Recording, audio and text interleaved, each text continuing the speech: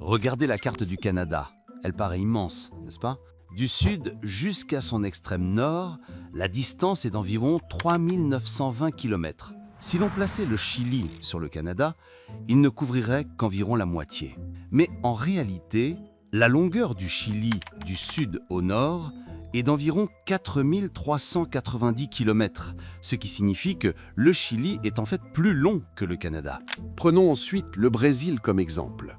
Sa superficie totale est de 8,5 millions de kilomètres carrés, tandis que celle de l'Europe est d'environ 10,2 millions de kilomètres carrés. Cela signifie que l'on pourrait presque faire tenir tout le continent européen à l'intérieur du Brésil. Puis, il y a le Groenland, souvent sujet de fascination.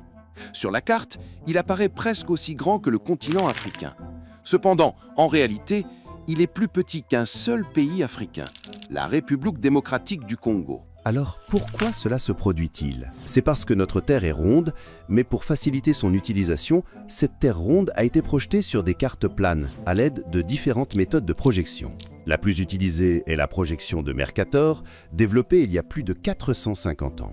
Sur cette carte plate, si l'on tente de garder la taille de tous les pays exacts, ils finissent par être déconnectés les uns des autres. En conséquence, les pays proches de l'équateur paraissent relativement plus petits, tandis que ceux situés près des pôles semblent beaucoup plus grands qu'ils ne le sont réellement.